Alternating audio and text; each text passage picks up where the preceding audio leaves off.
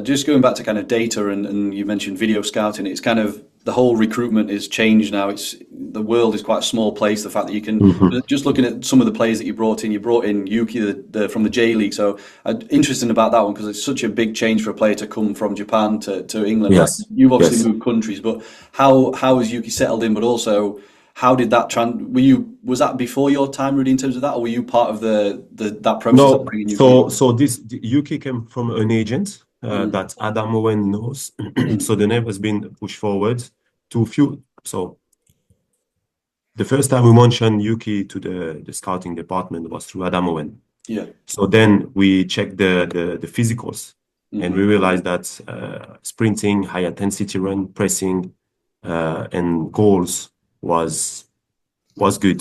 I watched video of him. The scouting department watched video of him, and then we presented to John. And yeah, he liked the profiles, and we discussed with his agent about conditions, and we decided we had a discussion with John and the player on Zoom. Yuki was speaking a little of English, but you can see that he had a personality already because he was even with a little of English, we could understood what he wanted to say, and his agent has been brilliant too. So it was some work behind the door. Yuki didn't come through our data. Then when we signed the players, when we had discussion with the recruitment department, we had two reports on him previously, Mm. but those two reports was discarded because of the age. Yeah, At this time of the year when the recruitment specific was a bit different, yeah, Yuki is 26, 27 years old, so he was a bit older than what they wanted to bring at the club.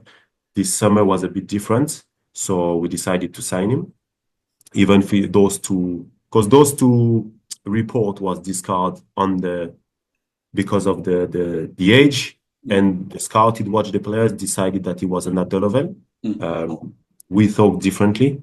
and at the moment he's performing very well.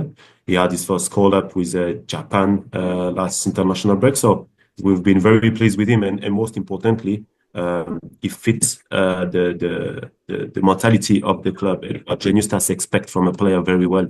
Yeah, He's working hard, he's disciplined, he's respectful, but on the pitch, he's got his own personality too. So yeah. that's what we like. He's a fantastic person and player to be with. Yeah, the reason I bring it up is just because there's for people to realize there's so much that goes into a transfer. Like at the end of the day, these are people, human people that they're moving Yes. across the world to play, and it's a big change, and not everyone would settle in, and so it's interesting that some work out and some don't. So just going to kind of the finance in terms of the budget, Rudy, is that something that you would be given like at the start of the year and say you've got X amount of money for players, or is it something that you would then maybe Mm. partway through the transfer window have to go and ask for a bit more money? Like how does the budgets work for transfers? If you excuse me, I would like to go back on what you said before Yeah, regarding the yeah, support of the player because it's yeah, yeah. important. That's very important point.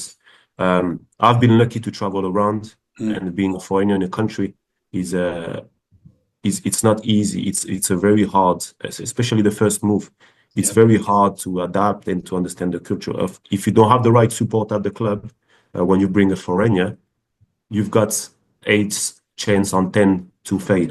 yeah, yeah. Because especially like someone like Yuki, but in general, but someone like Yuki, like where the culture is completely different, Mm, it's even harder for him to come and fit. yeah, Different language, different food, different mentality, and different football. So it's up to us as a club to make sure that we support him and we give him the right environment for him to flourish. mm, So if you don't do it, you you plan to fail. yeah, So we try to have this discussion with the staff around.